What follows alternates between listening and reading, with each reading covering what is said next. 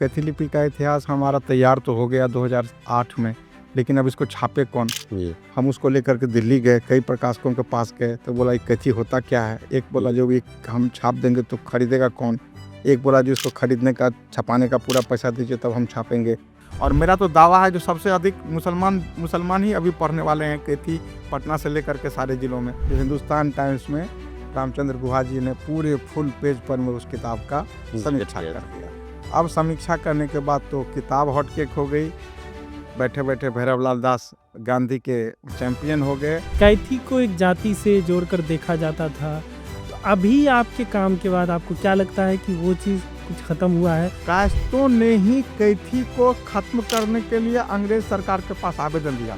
तो शेरशाह ने दो तरह के कारकुन को रखा, एक कारकुन पर्शियन जानने वाला और एक कारकुन कैथी जानने वाला। एक किताब 11वीं में पढ़ाई होती थी, उसका चैप्टर था इंडिगो। वो chapter Indigo chapter text book में पढ़ाई होती थी और वो चंपारण गांधी से रिलेटेड, नील की खेती को लेकर, नील की चंपारण गांधी से रिलेटेड। हम जब उसको निकाले तो उस किताब में फैक्चुअल एरर्स 22 थी। तो वो चंपारण स्ट्रगल ने गांधी को महात्मा बनाया है। मठ में जो पुराने दस्तावेज होते हैं, अच्छा, आप देखिएगा छपरा में एक सखी संप्रदाय का मठ है, पता नहीं गए, हम भी नहीं गए हैं, हम खाली सुने ही हैं। वहाँ पर में पूरे दस्तावेज कैथी में है। कैथी मर रहा है, कैथी को लेकर के कोई काम नहीं कर रहा है। ऐसा कोई घर नहीं है बिहार में जहाँ पर में कि यदि वो पुराना घर है तो उसके दस्तावेज कैथी के नहीं। बिल्कुल। सरकार की ये भाषा नीति ही को मैं अच्छा नहीं मानता हूँ, जो किसी एक मातृभाषा और किसी एक भाषा को वो अलग अलंकरण करती है। नमस्कार, और हम बैठे हुए हैं अभी भैरवलाल जी के साथ, और आपको बता दें कि गांधी के गांधी बनने की यात्रा जो चंपारण से शुरू हुई, कि राजकुमार शुक्ल पर हम लोग आते हैं यहाँ से, कि राजकुमार शुक्ल ने आमंत्रित किया गांधी जी को आने के लिए। आपने अगर गांधी को पढ़ा होगा तो आप जानते होंगे। और ये सारी जानकारी राजकुमार शुक्ल जी के डायरी में मिलती है, और उस डायरी को लिखा गया था कैथी भाषा में। और कैथी भाषा के विद्वान हमारे साथ बैठे हुए हैं भैरवलाल जी। और अभी आपको पता होगा कि अभी जो बिहार में सर्वे चल रहे हैं तो उसमें भाषाओं को लेकर के कई सारी बातें चल रही हैं, और कई सारे दस्तावेज हैं जो कैथी में लिखे गए हैं। और अचानक से ये भाषा बहुत, इस पे चर्चा चल रही है, लोग जान रहे हैं कि क्योंकि लोगों के घर में पुराने दस्तावेज मिल रहे हैं। मेरे घर में भी मिले हैं, 1928 के कुछ कागज़ात हैं, कुछ 36 के हैं, कुछ 45 के हैं, और वो उसकी भाषा हमें भी समझ में नहीं आई। कुछ पुराने कागज़ात उर्दू में हैं और अभी कुछ कैथी में भी मिले हैं। तो कैथी पर अचानक से बहुत सारी बातें शुरू हुई, और इसी सिलसिले में भाषा पर, गांधी के चंपारण आगमन पर, राजकुमार शुक्ल के योगदान पर, और तमाम बिहार के हालात पर बात करने के लिए हमारे साथ भैरवलाल जी हैं। तो स्वागत है सर आपका। और तंजल भाई हमारे साथ हैं, जिनके साथ हम बैठ के आपसे चर्चा करेंगे कि क्या चल रहा है सर। तो आपका बहुत बहुत स्वागत है। बहुत धन्यवाद आपका। तो सबसे पहले सर वहीं से शुरुआत करते हैं, जब राजकुमार शुक्ल जी के डायरी का मिलना शुरू हुआ, कैसे, मतलब आप वहाँ तक कैसे पहुँचे, कैसे पता लगा, और ये कैथी पर आपका प्रेम और बातचीत आपकी कब से शुरू हुई? तो कैथी पर हमारा काम 2007 ईस्वी से शुरू हुआ था। मेरे एक मित्र थे बेगूसराय के, वो हम लोग साथ जा रहे थे चेन्नई ट्रेन से। तो बतकही हो रही थी समय काटने के लिए, उन्होंने एक लाइन बता दिया जो कैथी लिपि जो है वो किसी बिहार के किसी एक खास कास्ट के द्वारा उस पर मोनोपोली है उसकी, वही जानते हैं। हमने कहा ऐसी कोई बात नहीं है, आप कैथी का अध्ययन नहीं किए हैं उस पर। वह नहीं, यही बात है। उनको नहीं, ये बात नहीं है। फिर हम पटना आकर के लगभग 25 पेज में कैथी का हिस्ट्री लिखे, इतिहास लिखे। फिर हमको लगा कि इस पर तो बहुत काम होना चाहिए, क्योंकि किसी भी लाइब्रेरी में कैथी पर में कोई किताबें नहीं थी। तो फिर हम उस पर शोध किए। शोध, जब कोई एक किताब ही नहीं है तो आप शोध कहाँ से करेंगे। तो अंशुमान पांडे का कुछ काम था उनका, और कुछ कुछ चीज़ें थी। फिर बाकी लिपि और भाषा को लेकर के जो संघर्ष था, कैथी का जो था, सबको लेकर के हमने एक किताब लिखी, उसका नाम था कैथी लिपि का इतिहास। रोचक बात यह है जो कैथी लिपि का इतिहास हमारा तैयार तो हो गया 2008 में, लेकिन अब इसको छापे कौन? जी। हम उसको लेकर के दिल्ली गए, कई प्रकाशकों के पास गए, तो बोला ये कैथी होता क्या है? एक बोला जो भी हम छाप देंगे तो खरीदेगा कौन? एक बोला जो इसको खरीदने का, छपाने का पूरा पैसा दीजिए तब हम छापेंगे। अरे क्या कहानी चल रही है? फिर हम अपना जेपीएफ 24,000 रुपये निकाले हुँ। और उस कैथी लिपि के किताब को छपवाए। छपवा दिए। हुँ। छपवाने के बाद फिर वह लोकार्पण कौन करेगा? तो लोकार्पण में जिस महाशय को हमको बुलाना था, एक बड़े वीआईपी थे, वो पॉलिटिकल हस्ती थे। उन्होंने ऐन वक़्त पर, मतलब आने कल प्रोग्राम है तो आज 3 बजे शाम में उन्होंने कहा जो हम नहीं आएँगे, हुँ। क्योंकि फिर वही कहानी, वही रट जो कैथी किसी एक कास्ट की लिपि रही है। हमने कहा भाई ये सब कोई कहानी नहीं है, आप लोग ज़बरदस्ती का इस कहानी को बना रहे हैं। तो किस कास्ट की है? मतलब कौन से क्या ऐसे कहना कास्ट था जो ये कास्ट किसमें? कैस्टों की लिपि है, और कैस्टों की लिपि है तो दूसरे अदर दैन कैस्ट जो हैं, दूसरे जाति हैं, जी। वो उनकी ये लिपि नहीं है। हमारा ये कहना था जो ये एक लिपि एक जाति की नहीं हो नहीं हो सकती है, सकती, बिल्कुल। एक धर्म की नहीं हो जी। सकती है। यदि लिपि किसी एक जात, किसी एक धर्म की होगी तो बहुत दिन नहीं टिकेगी, कुछ हुँ, दिन में हुँ, खत्म हो हुँ। जाएगी। तो लेकिन ये लोग समझने के लिए तैयार नहीं थे और हम समझाने की जिद पकड़े हुए थे। हुँ। तो फिर किताब छपी, बहुत लंबी कहानी है, उतना लंबी कहानी में हम नहीं जाएँगे। किताब छपी, प्रकाशित हुई, लोकार्पण हुआ और हमने उसको बाँट दिया सब किताब को, जो कि हमें भी लग रहा था जो कहीं हम गलत रास्ते पे हुँ। तो नहीं जा रहे हैं। लेकिन उस काफ़ी प्रशंसा हुई। मेरे घर पे जर्मनी के 2 महिला आई खोजते-खोजते, मेरा घर खोजते-खोजते, और बोली जो आप क्या काम किए हैं, कैसे काम किए? वो करीब 4-5 घंटा मेरे घर पे रह कर के मेरे रिसर्च के दौरान जितने डॉक्यूमेंट्स हमने जमा किए थे, वो सब का एक तरह से फ़ोटो खींच के ले गए। तो हमको लगा जो हम कुछ महत्वपूर्ण काम किए हैं, तब हुँ। तो ये लोग यहाँ हम तक पहुँचे हैं। इस बीच में क्या हुआ, जो एक सिन्हा साहब थे, 1965 बैच के आईएएस थे, बहुत बूढ़े आदमी। वो खोजते-खोजते आए मेरे ऑफ़िस में, मेरे चेयरमैन, ऑनरेबल चेयरमैन थे ताराकांत झा जी, उन तक। बोले बुलाइए तो उनको। हम गए, हम तो डरते-डरते, चेयरमैन साहब रूम में कोई जी। जाता नहीं। उन्होंने कहा तुम कैथी पे काम किए हो? जी सर हम काम किए हैं। तो मेरे घर पे आओ। ठीक है। हम गए घर पर, उनका घर था पटना म्यूज़ियम के हुँ। अपोज़िट में जो मल्टी स्टोरी है उसमें। फिर वो बोले जो देखो ये राजकुमार शुक्ल की डायरी का पन्ना है, 1 पेज, इसको हुँ। पढ़ो। तो हम पढ़े, हाँ। बहुत तो नहीं पढ़ पाए लेकिन पढ़ दिए। बोले ऐसा करो तुम इस पर काम करो, राजकुमार शुक्ल पर किसी ने काम किया है। अरे वाह!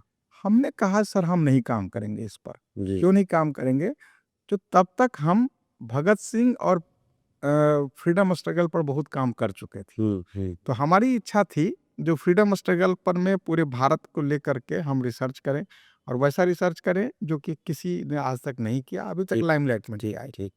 हम काम करना शुरू किए।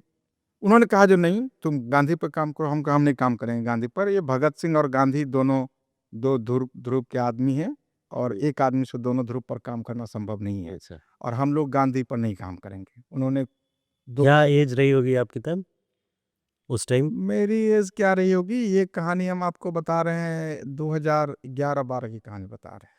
क्योंकि मतलब वो जैसा आप कह रहे हैं कि भगत सिंह पे हम काम करेंगे, गांधी पे नहीं करेंगे, तो एक मतलब युवा नहीं, नहीं, आ ऐसा जाता। कुछ नहीं था। युवा का कुछ कुछ ये नहीं था। अब हम दूसरे पार्ट में उस कहानी जी। को बताएँगे।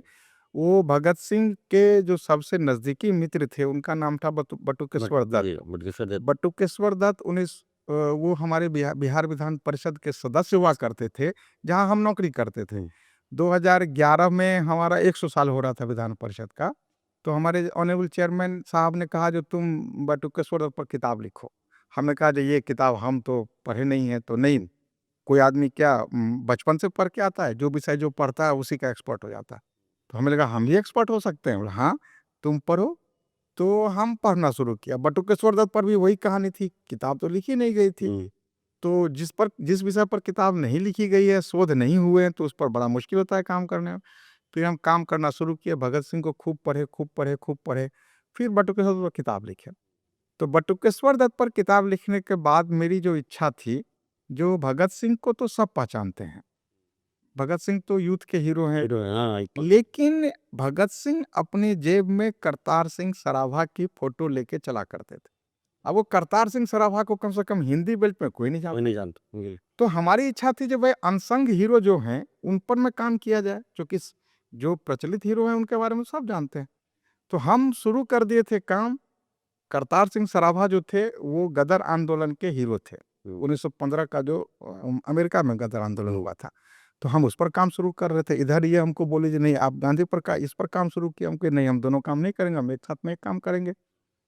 लेकिन वो मेरे पीछे पड़े रहे सिन्हा साहब, वो हम मेरे दम पीछे पड़ गए और बोले कि जो नहीं आप। तब मैं क्या किया, जो मैं यहाँ से ट्रेन पकड़ के चंडीगढ़ चला गया। चंडीगढ़ में जो हमारे मेंटर हैं उनका नाम है मालविंदर जीत सिंह वराइच, वो अभी 100 तो हो ही गए होंगे। वो हमको गाइड करते हैं जो तुमको फ्रीडम स्ट्रगल में कैसे लिखना है, कैसे काम करना है, रिसर्च बेस्ड। तब उनके पास गए, उनसे हमने कहा जो सर ऐसी बात है, सो हमको कह रहा है गांधी पर काम करने के लिए। तो बोले बिल्कुल करो, तुम क्या समझते हो गांधी यहाँ अपने देश के नहीं थे, गांधी कम बड़े हीरो थे।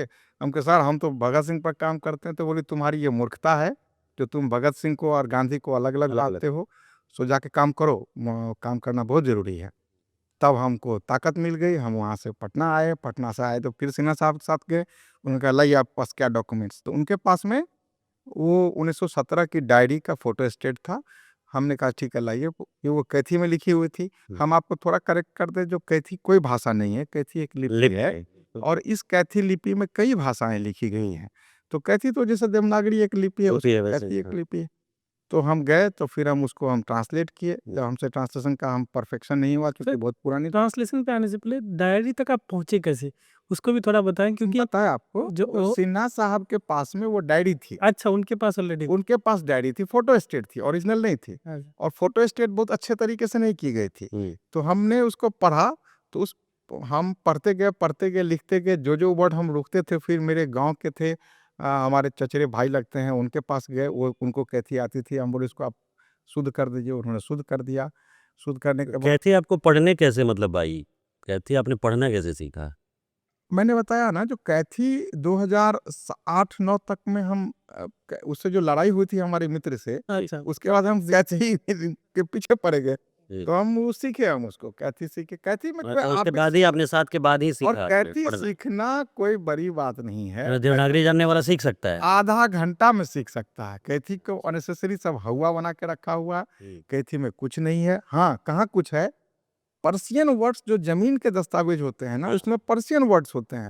तो पर्शियन वर्ड्स यदि आप नहीं सीख पाएंगे तो कैथी आप नहीं बने, आपको कैथी आएगी भी तो जमीन का दस्तावेज नहीं पढ़ पाए। लिपि सीख सकते हैं लेकिन वर्ड्स आपको हाँ, थोड़ा अलग से मेहनत सीखना करना पड़ेगा। वो भी बहुत नहीं है। 1 सप्ताह 10 दिन 15 दिन में आप यदि कोई जमीन के जानकार हैं, जो जमीन के कितने प्रकार होते हैं, कि वो सब एक अलग कहानी, वो हो जाएगा, किसी को भी हो जाएगा। ओरिजिनल डायरी इनकी मिली कभी हाँ, शुक्ल जी की? तो जब हमने पूरा पढ़ लिया, जब वो भी एक बहुत इंटरेस्टिंग है, जब हमने उसको ट्रांसलेट कर लिया, सब कुछ हो गया, तब हम देखते थे जो तो एक पैराग्राफ की है। सुबह उठा, वहां गया, स्नान किया, खाना खाया, सो गया। इससे मिला दैनिक कार्य। तो ये हिस्ट्री कैसे हो सकती है?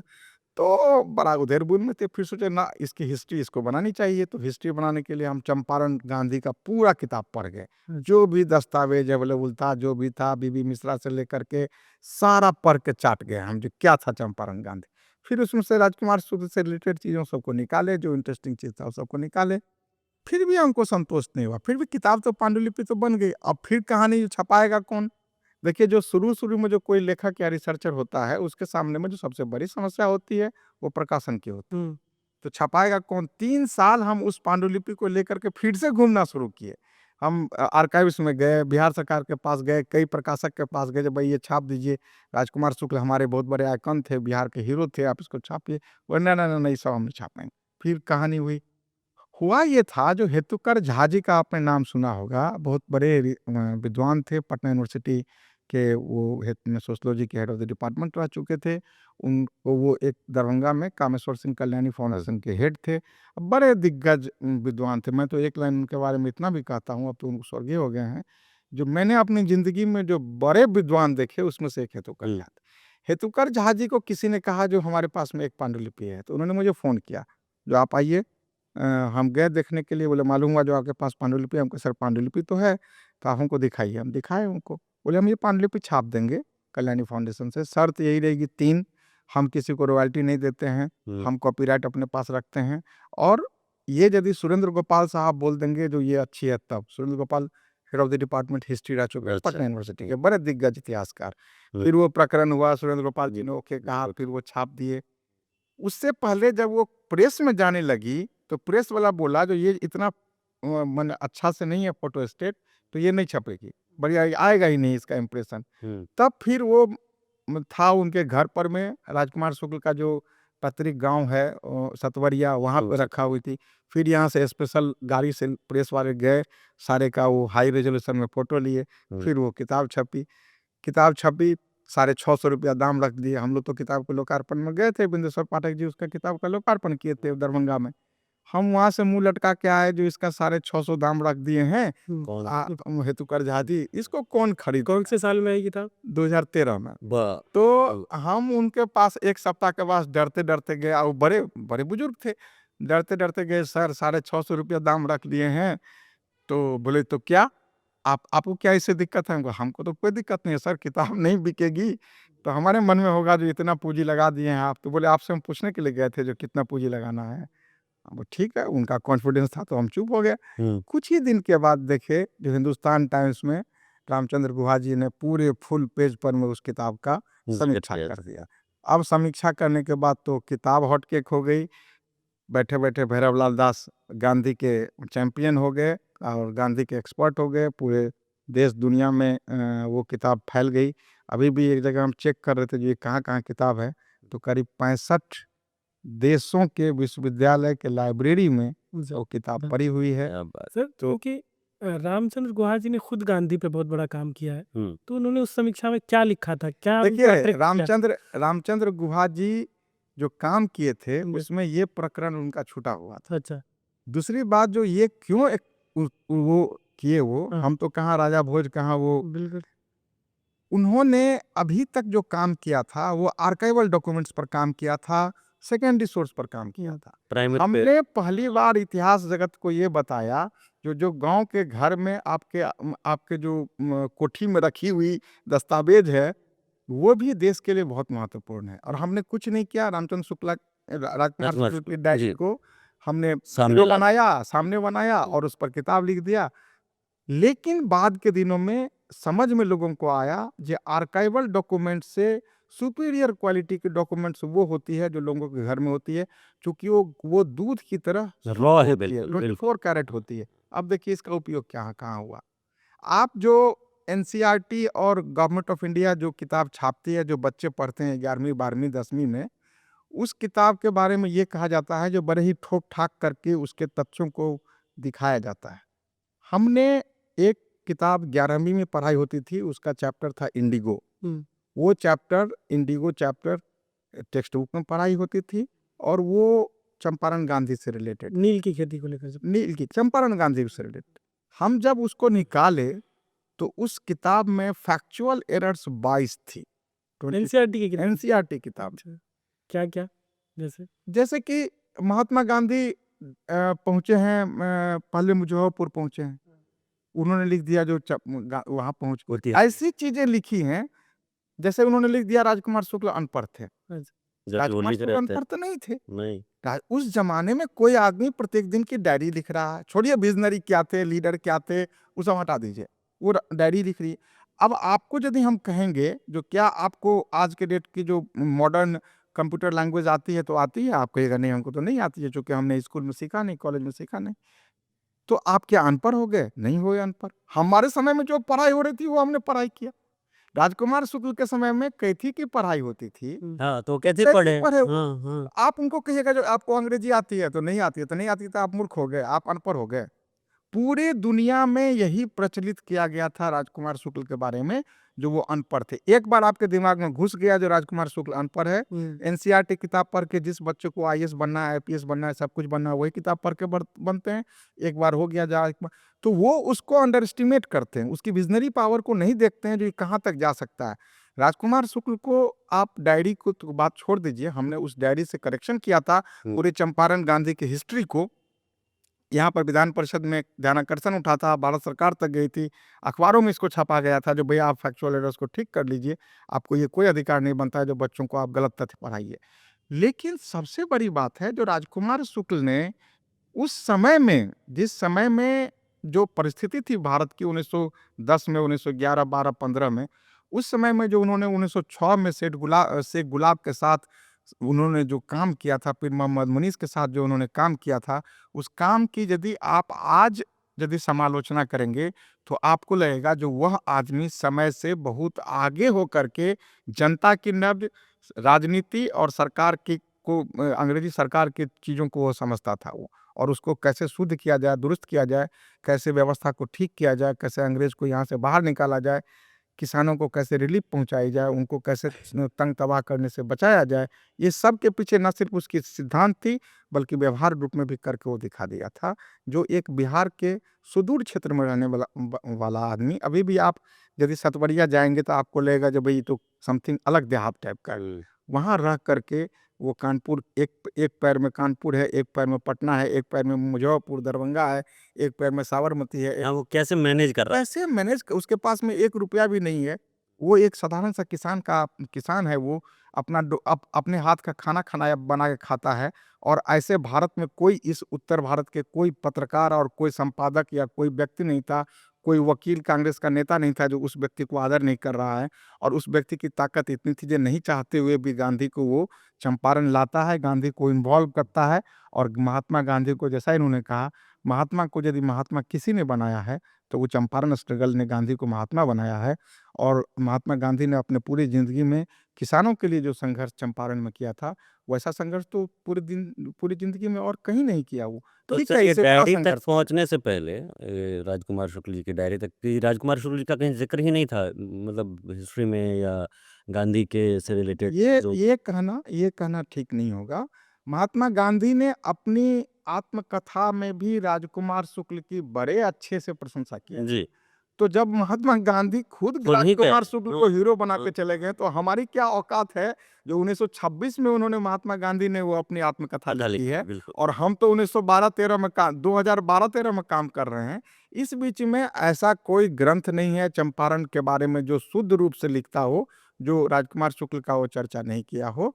लेकिन एक चर्चा करना होता है कि आज की पीढ़ी को उनकी उनकी जो नेतृत्व की जो बारीकियां हाँ, थी, उनकी रिस्क लेने की जो क्षमता थी, हुँ, उन सब चीज़ों को यदि आप बताएँगे, तब आपको लगेगा जो इसी बिहार की मिट्टी से पैदा हुआ आदमी, यहीं के कठिनाइयों से जूझता हुआ आदमी कैसे इतना बड़ा सपना देखता है, और वो सपना ही नहीं देखता, उस सपना को कार्यरूप करने के लिए तत्कालीन कठिनाइयों से जूझते लड़ता हुए भी। वो कैसे काम करता है। तो ये एक नई पीढ़ी को सिखाने की ज़रूरत है, हुँ। क्योंकि जब नई पीढ़ी हतोत्साह हो जाती है, उदास हो जाती है, तब उसको लगता है कि जो नहीं, हमसे जो बड़ा काम किया हुआ है उससे प्रेरणा लेने की ज़रूरत है। तब आपको लगता है जो नहीं, ऐसी स्थिति में राजकुमार शुक्ल यदि होते तब क्या दिखाते। एक पूरे कॉन्वर्सेशन में सर एक चीज़ जो हमारे दर्शकों के लिए जानना चाहेंगे कि उनका खुद का स्ट्रगल क्या रहा गांधी जी को लाने में, और क्यों वो गांधी जी को लाना ही चाहते थे चंपारण? उसके पीछे मोटिव हाँ, क्या कि था? वो कैसे पहुँचे और खुद गांधी जी तक? उनकी कहानी क्या है? गांधी जी को लाने से पहले उनकी अपनी पहचान क्या है? क्या करते थे वो? और क्या पूरा वजह क्या थी गांधी जी को लाने की? देखिए, राजकुमार शुक्ल एक किसान थे। जी। सतवरिया में उनका घर था, और मुरली भरावा नामक गाँव में उनकी कुछ खेती-बाड़ी थी। वैसे उनकी खेती-बाड़ी कई जगहों पर थी, संपन्न किसान थे वो। वो पहले बेतिया राज में नौकरी करते थे, बाद में वो गाँव अपना करने लगे, किसानी करने। उस समय का जो चंपारण की स्थिति थी, वहाँ जगह-जगह पर इंडिगो फार्मर्स हुआ करते थे, नील के नील्हे हुआ करते थे, हुँ, जो गाँव के किसानों की ज़मीन को बंदोबस्ती करवा लेते थे। और उनको ये सरकार से परमिशन मिला हुआ था, जो 20 कट्ठा में से 3 कट्ठा में उनको नील की हुँ, खेती करवानी ही थी। तो और किसान जो थे वो नील की खेती नहीं करना चाहते थे, क्योंकि जिस गाँव में नील की खेती जिस खेत में होती थी, वो एक तरह से बंजर हो जाती थी। तो यहीं पर दोनों का संघर्ष हुआ करता था होता था। और नील्हे खेती करवाते थे, किसान खेती नहीं करते थे। तो नील्हे क्या करते थे, न सिर्फ खेती को लेकर के, उस गांव में मजदूर को, सब कुछ को लेकर के वो एक तरह से अघोषित राजा बने हुए थे, और बहुत किसानों को बहुत सताते थे वो, हुँ। कई तरह के मुकदमे में फंसाते थे। तो नीलहे कौन थे ये, मतलब? इंडिगो फार्मर्स थे जो ब्रिटिश यूरोपियन मूल के अच्छा, थे, उन हाँ, ठीक। तो वो करते थे। तो राजकुमार शुक्ल पर में भी हुआ था एक छोटा-सा, वहाँ पर एक एमन था, नीला कोठी का जो था, वो क्या करता था, जो वो खुद बहुत शोषक था, और उसके नीचे के जो लोग थे उसके अंडर में वो भी धीरे-धीरे उसी का नकल करते थे।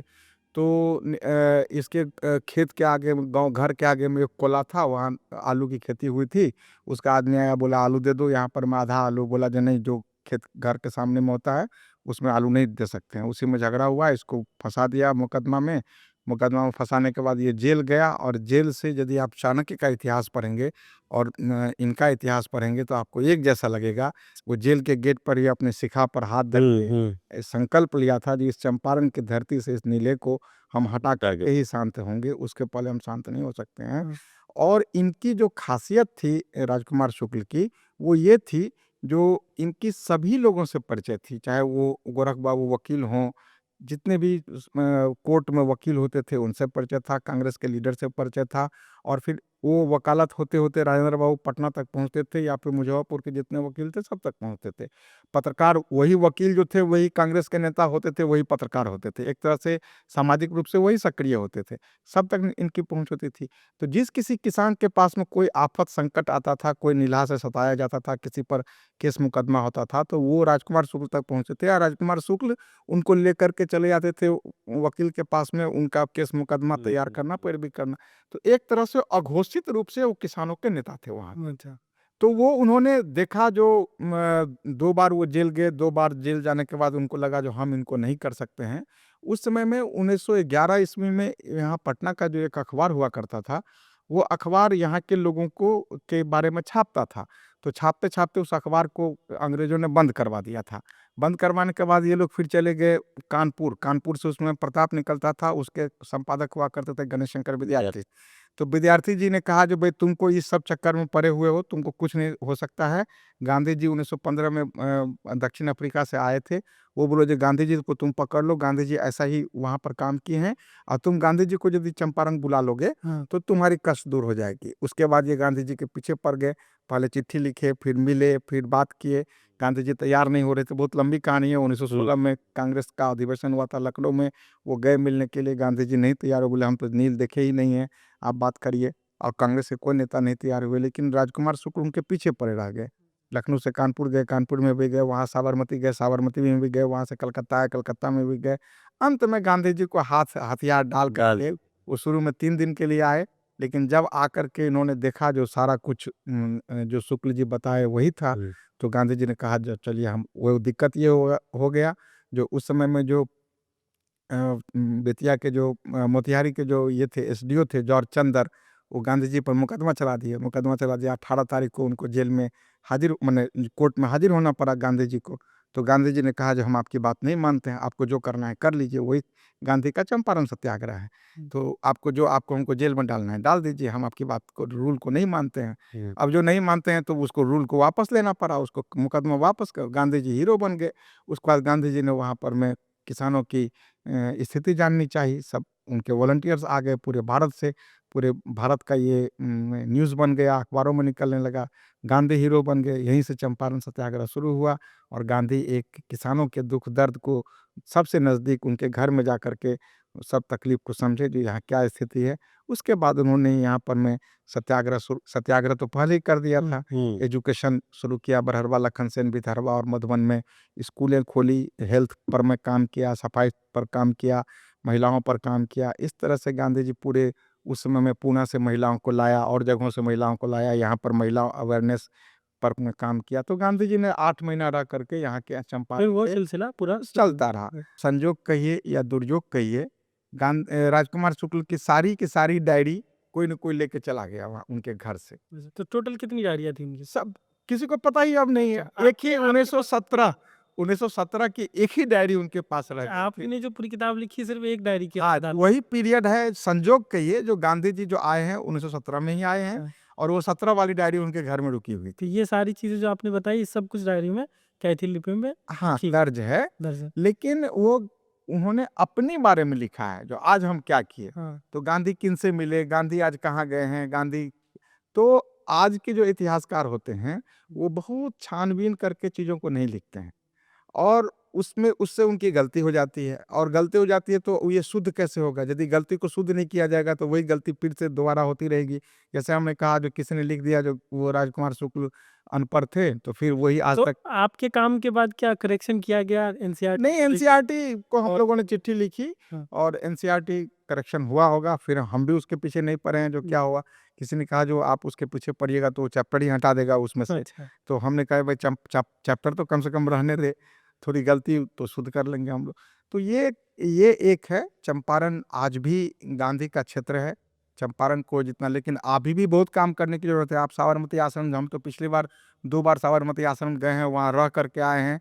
तो हम वहाँ लड़ाई-वड़ाई करके आए हैं, हल्ला मचा के आए हैं, जो भई आपके यहाँ इस पैनल में हमारे चंपारण का क्यों नहीं है? 1 ही 2 खाली फ़ोटो है, आपका नमक सत्याग्रह का 30 फ़ोटो है, तो ऐसा क्यों है? गांधी चंपारण से शुरू किए थे, तो ठीक है, प्रोपोर्शनेट में चंपारण का तो आपको पैनल में रखना चाहिए। नहीं तो आज की जो पूरे देश क्या, पूरे विदेश के लोग वहाँ आते हैं और वो ठीक से नहीं देख पाएँगे। गांधी का ही बैलेंस नहीं होगा, उनकी पर्सनैलिटी का, उनके लीडरशिप का। तो उन्होंने माना है, उन्होंने कहा जो ठीक है, हम इस पर पैनल को बढ़ाएँगे। हम लोग अपने यहाँ भी चंपारण पर को कम तवज्जो देते हैं या गांधी पर कम तवज्जो देते हैं। कारण जो भी हो, समय-समय पर राजनीति बदलती है, समय-समय पर सामाजिक परिस्थिति बदलती है। लेकिन हमारा ये कहना है, जो बिहार वहाँ का वहीं है। बिहार को बनाने में जिन लोगों ने भी अपना श्रम किया, अपनी मेहनत की, अपना योगदान दिया, अपनी कुर्बानियाँ दी, उनके बारे में हमें हमें याद रखने की ज़रूरत है। उनके बारे में हमें चर्चा करने की ज़रूरत है।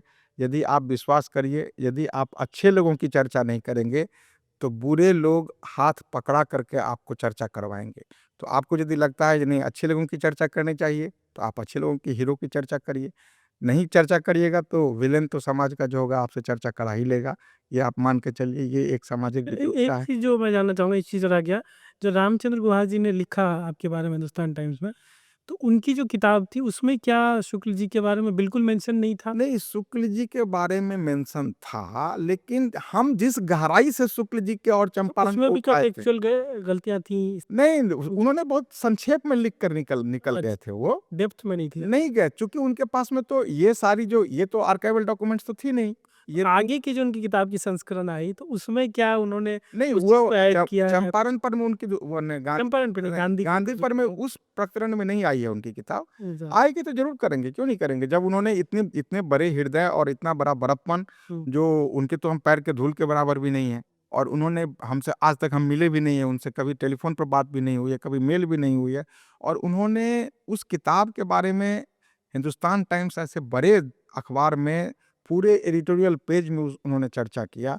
तो हम तो अपने को गौरवान्वित समझते हैं, अपने को भाग्यशाली समझते हैं। नहीं तो आजकल कौन किसके बारे में चर्चा करता है? यदि चर्चा भी करता है तो उसके वो उस माने अतल हृदय से नहीं करता है, ऊपर-ऊपर कर दिया, उसको लगता है जो नहीं करनी चाहिए। ऑनेस्टली एक्सेप्ट नहीं हाँ, करते। ऑनेस्टली एक्सेप्ट नहीं किया, तो इनको एक्सेप्ट करने के बाद उन्होंने एप्रिशिएट किया, और एक तरह से मुझे प्रोत्साहन मिला। उनके यदि वो कलम चला दिए तो मुझे प्रोत्साहन मिला, और यही कारण है जो मैंने चंपारण पर मैं उसके बाद भी मैंने काम करना जारी रखा। अच्छा। हमने चंपारण में गांधी की सृजन यात्रा नामक दूसरी रिसर्च बुक निकाली। फिर हमने महात्मा गांधी के तीसरे गुरु पंडित राजकुमार शुक्ल निकाला। उसके बाद हमने जो प्रभात खबर अखबार है, प्रभात खबर अखबार में हमने सीरीज़ निकाली 53 आर्टिकल। चूँकि इतिहास जो होता है वो 2 तरह के होते हैं। एक तो आप जो घोर इतिहास पढ़ने वाला विद्यार्थी है, उसके लिए आप इतिहास लिखिए, जो प्रोफ़ेसर है, यूनिवर्सिटी में टीचर है। और एक इतिहास होता है जो आम जन को समझना ज़रूरी होता है। तो आम जन को समझने की दृष्टि से अखबार में लिखा जाता है। तो अखबार में हमने लिखा, और 53 आर्टिकल हमने लिखा, उससे चंपारण गांधी को बहुत प्रचार मिला, और भितरवा आश्रम को बहुत प्रचार मिला। मैं स्वयं भितरवा, भारत सरकार की बहुत बड़ी योजना भितरवा आश्रम को लगाई गई, तो हमको बहुत संतोष होता है, जो भाई हम चंपारण के, मेरा घर चंपारण नहीं है, लेकिन चंपारण के लिए हमने जितना काम किया। फिर वो तिनकठिया नाम की बुक निकाली गई। फिर महात्मा गांधी चंपारण और महिलाएं करके किताब निकाली गई, क्योंकि उस ज़माने में 100 साल पहले पूना की महिलाएं आकर के चंपारण के गांव में काम की थी। तो क्या हमारा ये फ़र्ज़ नहीं बनता है जो हम उन्हें आज धन्यवाद दें, उनके प्रति आभार प्रकट करें, जो भाई आप 100 साल पहले मेरे बिहार के गाँव में आकर के काम किए। तो इसलिए हमने चंपारण गांधी और महिलाएं नामक किताब लिखी, और वो अभी भी हम चंपारण गांधी पर काम करना जारी रखे हुए हैं। मेरी अगली किताब भी गांधी पर आएगी, चंपारण उसका एक बड़ा पार्ट होगा। टोटल कितनी किताब आ चुकी है आपकी इस सीरीज़ में? 5 किताबें चंपारण गांधी पर आ चुकी हैं मेरी। आपकी? हाँ, मेरी क्या-क्या नाम है? सबसे तो राजकुमार शुक्ल की डायरी है, पहली किताब। जी। दूसरी किताब है महात्मा गांधी चंपारण में गांधी की सृजन यात्रा। तीसरी किताब है तिनकठिया। चौथी किताब है महात्मा गांधी के तीसरे गुरु पंडित राजकुमार शुक्ल। और पांचवी किताब है चंपारण गांधी और महिलाएं।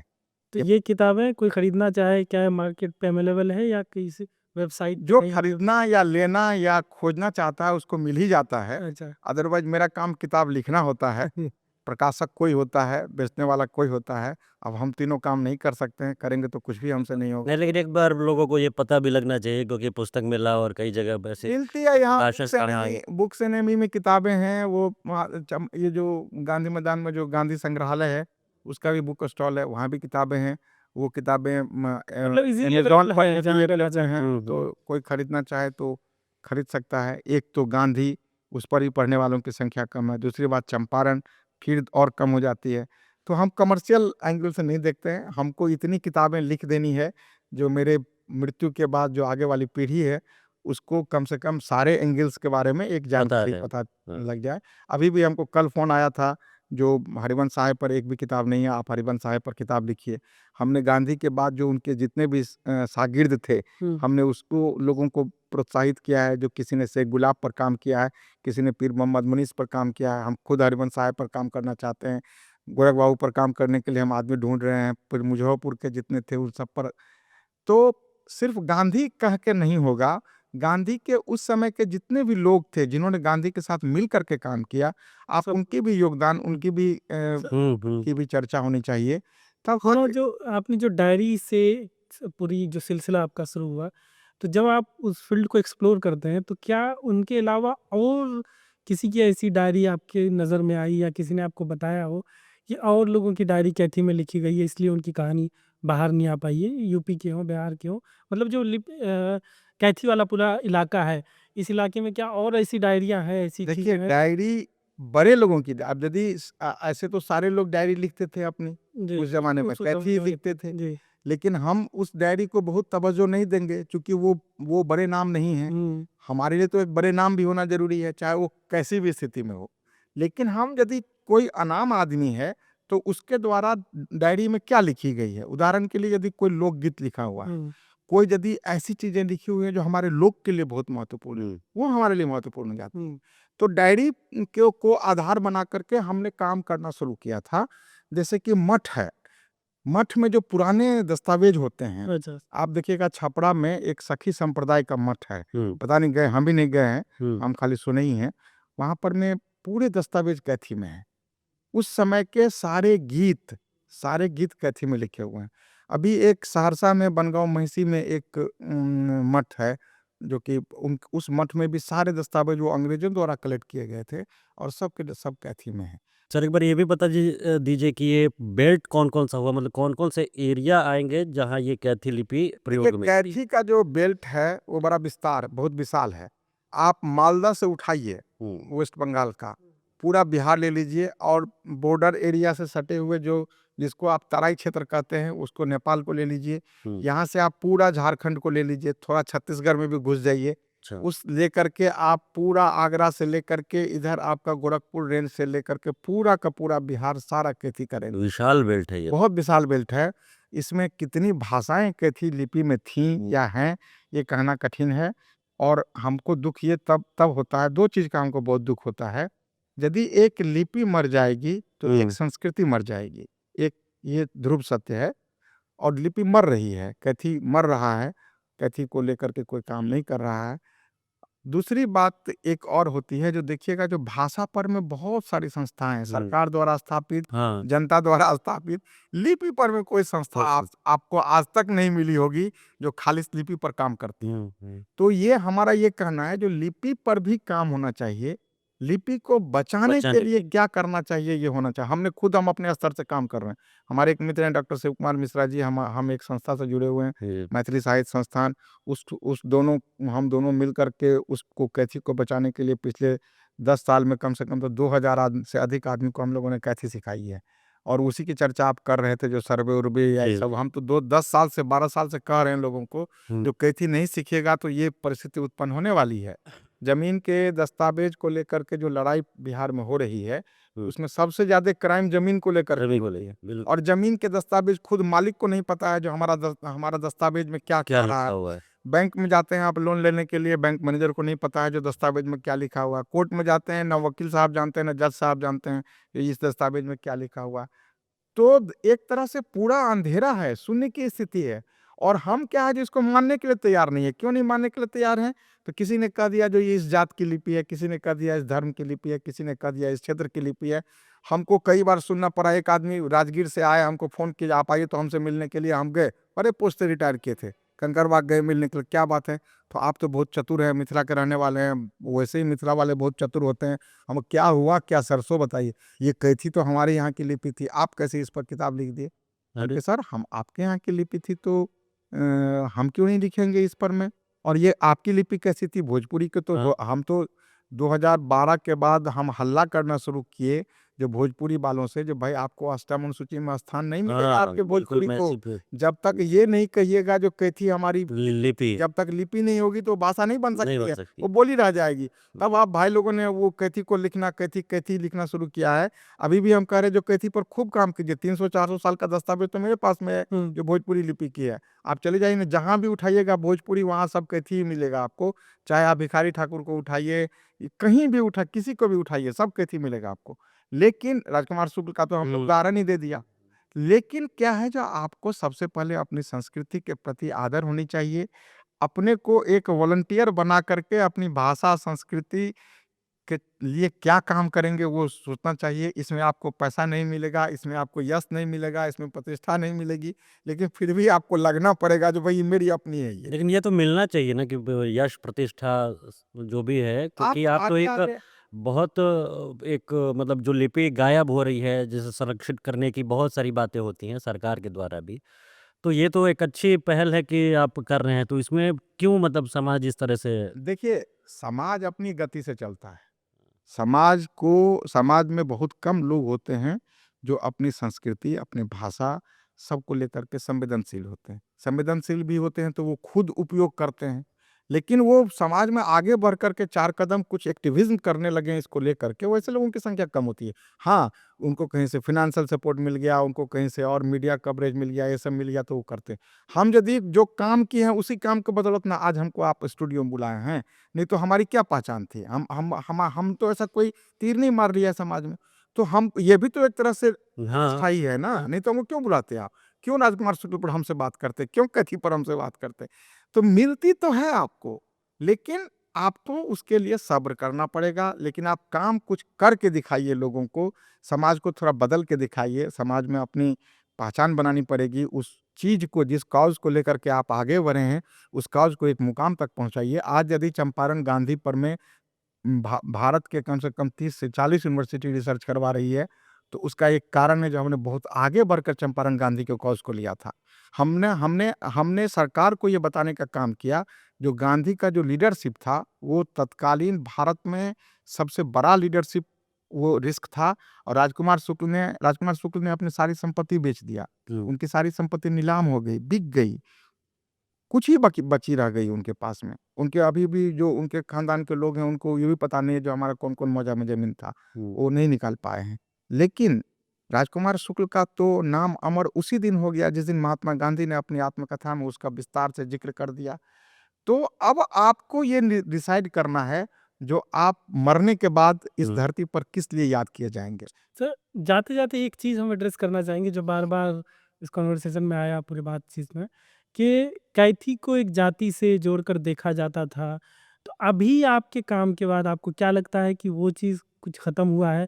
वो धारणा ख़त्म हुई है, वो मान्यता से लोग बाहर आए हैं कि कैथी को एक ख़ास जाति से अब नहीं जोड़ा जा रहा है और एक आम भाषा, आम लिपि मानी जा रही है? ये यदि आप इस पूरे प्रकरण में मेरा एक एक अचीवमेंट मानेंगे, तो आप इसके लिए मुझे 100% मार्क्स दे सकते हैं।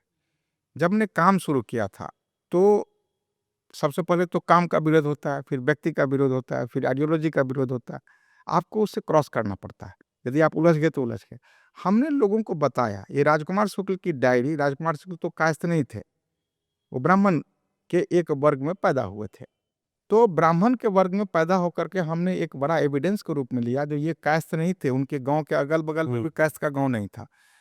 फिर हमने कहा जो पूरी पाठ्यक्रम को हमने खड़गविलास प्रेस का पूरा निकाल के दे दिया, जो खड़गविलास प्रेस में कितनी किताबें कैथी की छपी थी, कितनी किताबें देवनागरी की छपी थी, हमने पूरे प्रकरण में दे दिया। जो कास्तों ने ही कैथी को खत्म करने के लिए अंग्रेज सरकार के पास आवेदन दिया था, ये किसी को पता नहीं था। हमने ब्राह्मणों के द्वारा लिखे गए न्याय निर्णय जो कैथी में थे, हमने निकाल के दिया। हमने ये भी दिखाया जो मिथिला के ब्राह्मणों की जो पंजी व्यवस्था थी, जो पंजी होती थी, उस पंजी में भी कैथी का उपयोग किया गया है। तो आपको पता नहीं है और आप ग्रसित हैं अपनी जाति से, आपको अपनी जाति पर बहुत गर्व और गुमान है, लेकिन आपको ये दृष्टि नहीं है जो हम दूसरी जाति जो की है वो क्या काम किया है। तो एक तरह से आप कूपमंडूक हैं, और वहीं पर आपको एक झुंझुना थमा दिया जो आप फलाने जात के हैं और आप उस जात को ले रहे हैं।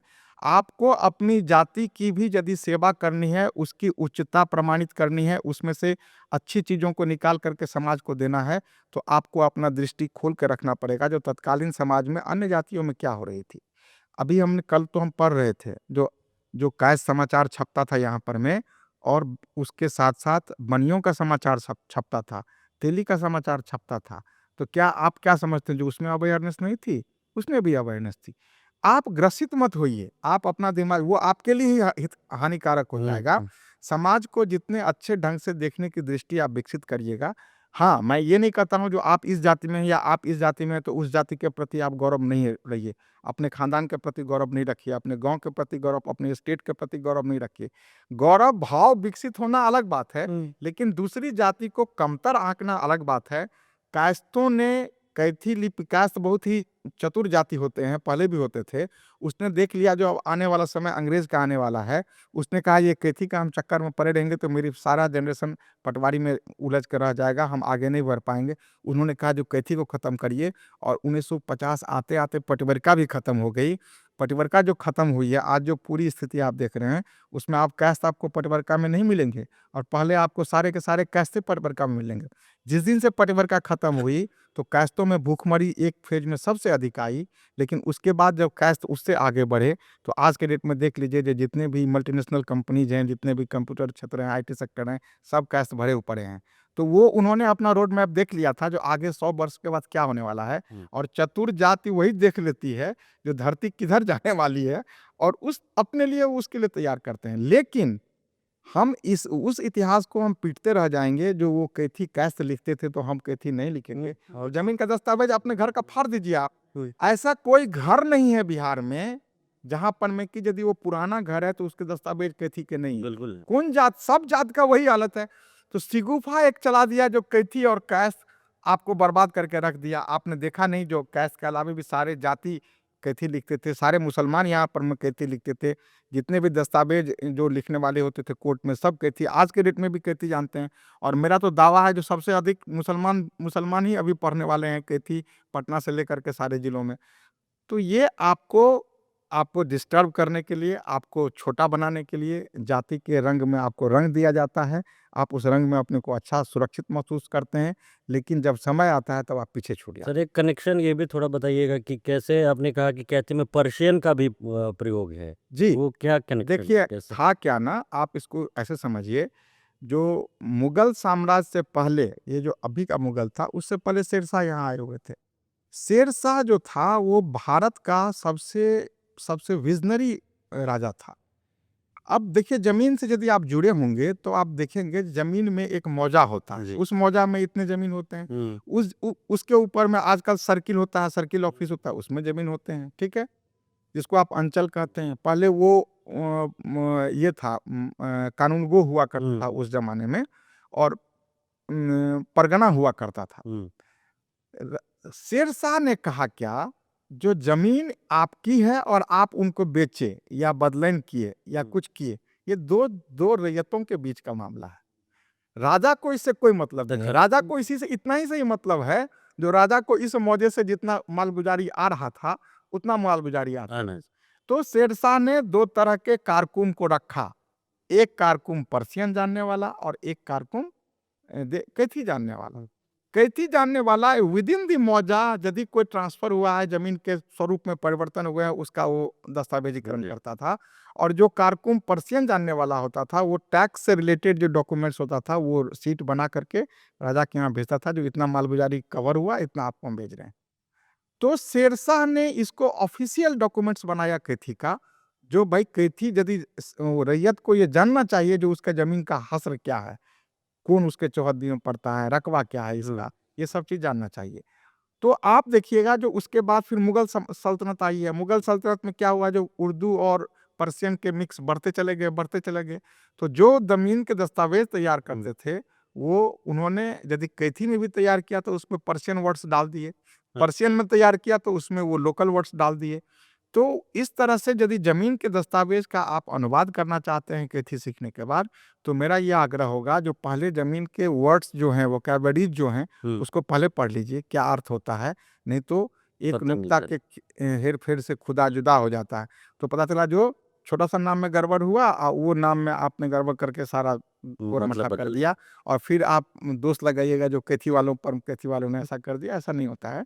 तो इसमें कैथी के साथ पर्शियन, उर्दू वर्ड जुड़े हुए हैं, और हमारा जो दस्तावेज का इतिहास है, किताब का इतिहास है, पढ़ाई का इतिहास है, उसमें कैथी जुड़े हुए हैं, उसमें पर्शियन जुड़े हुए हैं, उसमें उर्दू जुड़े हुए हैं, संस्कृत जुड़े हुए हैं, सब जुड़े हुए हैं। आपको यदि अपनी सभ्यता के, संस्कृति के 1000 साल का डेवलपमेंट को पढ़ना हो तो सभी भाषाएं, सभी लिपियां आपको पढ़नी पड़ेगी।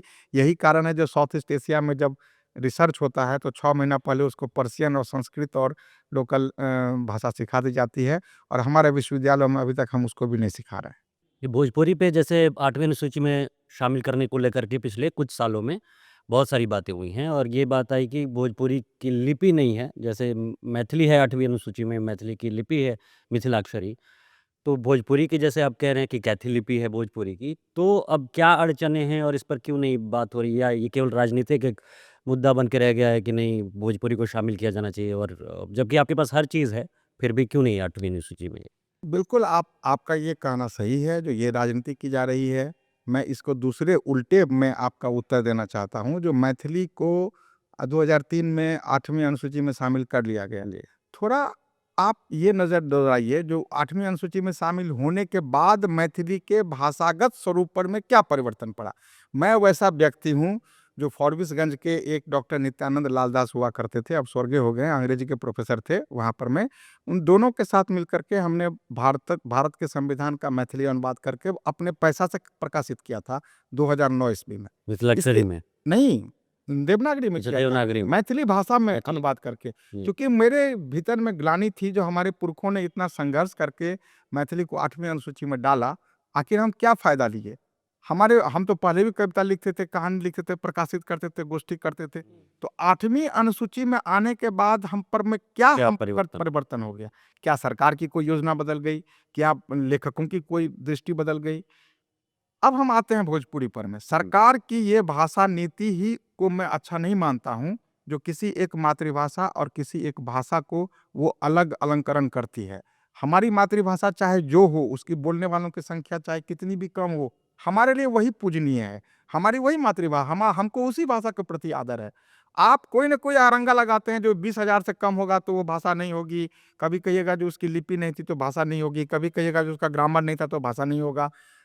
ये मैं नहीं मानता हूँ, लेकिन व्यावहारिक रूप से बोली और भाषा में जो अंतर होता है वो ये होता है, बोली उसको मानते हैं जिसकी अपनी लिपि नहीं है, उसका अपना ग्रामर नहीं है, अपना उसके वोकैबुलरीज नहीं है, शब्दकोश नहीं है।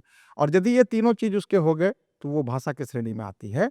मेरा अपना मानना है जो भोजपुरी बहुत ही समृद्ध भाषा है, बहुत पुरानी भाषा है, इसके बहुत प्रसार हुए हैं, बहुत बड़ा क्षेत्र है, और जितने भी गिरमिटियाज कंट्रीज हैं, चाहे मॉरिशस हो, सूरीनाम हो, जो जी। भी हो, सब में भोजपुरी ही गई है, मैथिली नहीं गई है वहाँ पर में, हुँ। भोजपुरी गई है। तो ये एक वैश्विक भाषा का स्वरूप है, इसको ज़रूर से ज़रूर 8वीं अनुसूची में मिलनी चाहिए। और यदि सरकार की जिद है और सरकारी अधिकारियों की जिद है जो नहीं हमको ये प्रूफ कीजिए, जो हमको ग्रामर तो बहुत पहले भोजपुरी की बन गई थी, हुँ। शब्दकोश भी बहुत पहले प्रकाशित हो गए थे। लिपि नहीं है, तो लिपि के बारे में आप उस फॉर्म में लिखना शुरू करिए जो मेरी कैथी लिपि है भोजपुरी भाषा की। आपको यदि दस्तावेज़ देना होगा तो मेरे पास आइए, मैं तो बहुत पुराने-पुराने दस्तावेज़ आपको दे दूँगा। रामायण की पुरानी पांडुलिपियाँ दे दूँगा जो भोजपुरी भाषा में थी, कैथी लिपि में छपी हुई लिखी हुई थी। तो आप उसका फ़ायदा उठा करके सरकार, मैं चाहता हूँ जो जिस दिन भोजपुरी को 8वीं अनुसूची का मिले, मैं सबसे अधिक गौरवान्वित होऊँगा। अभी मैं उसके साथ एक चीज़ और जोड़ना चाहता हूँ, तो देखिए अभी क्लासिकल लैंग्वेज का कहानी आ रही है। मैथिली को क्लासिकल लैंग्वेज डिक्लेयर करने के लिए मैं ही उसका एक एप्लीकेंट हूँ और बड़ी लंबी लड़ाई चल रही है अभी वहाँ पर में। अभी बिहार सरकार ने कुछ दिन पहले क्लासिकल लैंग्वेज के लिए रिकमेंड किया है। बड़ी चौड़ी आप दूसरे किसी भाषा को बिना किसी औपचारिकता के उसको क्लासिकल लैंग्वेज बना देंगे और जब बिहार की भाषा की बात आएगी तो आप लंबा चौड़ा औपचारिकता खोजने लगेंगे, जो ये दीजिए, वो दीजिए, वो दीजिए। मैं कहता हूँ ये राजनीति है और मैं चेतावनी भी देता हूँ, जो भाषा के साथ अधिक खिलवाड़ ना किया जाए। भाषा लोगों के संवेदन से जुड़ी होती है और यदि आप अपना ही इतिहास उल्टा कर देखेंगे तो भारत के क्षेत्र में जो राज्य का बंटवारा हुआ है उसमें भाषा एक बहुत अहम मुद्दा है और यदि आज बांग्लादेश का बंटवारा हुआ है आपका, तो वो उसमें भाषागत बहुत बड़ा मुद्दा है और भाषा को लेकर के लोग बहुत जल्दी संजीदा हो जाते हैं। इसीलिए पॉलिटिशियन को, सरकार को, सरकारी अधिकारियों को भाषा को बहुत ही नरमी से देखना चाहिए। लोगों के दिल से जुड़ी होती है। हमारी भाषा चाहे संख्या कम हो, चाहे उसमें वो कुछ भी चीज़ हो, लेकिन हमारी माँ बोलती थी, हमारी दादी नानी बोलती थी, हमारे बाबा और दादा बोलते थे, तो हमारे लिए बहुत ही पूजनीय है और हमारे लिए बहुत ही सुंदर चीज़ है। सर तो अभी ऐसा मतलब बातचीत से लगा कि बहुत सारे ऐसे लोगों पर आप किताबें लिखते हैं जिन पे नहीं लिखी गई हैं, अनसंग हीरो। अनसंग हीरो पे। तो अभी किस पे आपका काम चल रहा है वैसे? अभी तो हमारा काम चल रहा है, जैसे हमने कहा आपको, जो एक काम हमारा चल रहा है हरवंश सहाय पर में। हरवंश सहाय चंपारण के पहले ग्रेजुएट थे। आपको सुनकर के आश्चर्य होगा, जब वो मैट्रिक पास किए थे तो उनको हाथी पर चढ़ा करके शहर में जुलूस निकाला गया था। बाद में वो एमएलए भी हुए और उनको मंत्री बनाया गया और उनका नहीं, मंत्री ने, बड़ी बेबाक आदमी थे वो चंपारण के, गांधी के सहयोगी थे। पीर मोहम्मद मुनीस और हरवंश सहाय, ये दो ही गांधी के सबसे नज़दीकी आदमी थे जो दस्तावेजीकरण करते थे। तो मैं उन पर एक किताब लिखना चाहता हूँ और एक मैं समग्र में किताब लिखना चाहता हूँ, किताब बल्कि लिख भी रहा हूँ, जो गांधी का बिहार पर क्या असर पड़ा। हम ये समझ रहे हैं, हमारी आज की पीढ़ी ये नहीं समझ रही है जो हमारे किन चीज़ों में गांधी की बड़ी देन है और उसको लेकर के हम आज भी उस चीज़ को यदि हम चर्चा कर लें तो हम बहुत बड़ा समाज पर उपकार कर सकते हैं। चाहे वो स्किल का सेक्टर हो, चाहे वो किसी भी चीज़ का सेक्टर हो, तो हम उस पर एक काम करना चाहते हैं। देखिए, जो काम जब तक प्रकाश में नहीं आता है तब तक ये कहना बड़ा कठिन होता है जो हम क्या कर रहे हैं, क्या होता है आगे। तो बहुत सारी बातें हुई और बहुत सारा हमने चर्चा किया, बहुत सारे लोगों की बातें की, भाषा लिपि पर बात की और लगा ऐसा कि चंपारण में राजकुमार शुक्ल जी ने गांधी पर वही हथियार अप्लाई किया, अहिंसा का, जो गांधी जी ने ईजाद किया था और राजकुमार शुक्ल ने गांधी जी पर ही उसको आजमा कर उन्हें चंपारण ले आए और चंपारण की स्थिति बदली। और हम सबको ये बात पता चली आज की बातचीत से कि इतना सारा काम हुआ है गांधी जी पर, चंपारण पर, या बिहार पर, यहाँ की भाषाओं पर और लिपि पर। और आप सब इनसे जानें, पहचानें, अपनी भाषा को संरक्षित करें।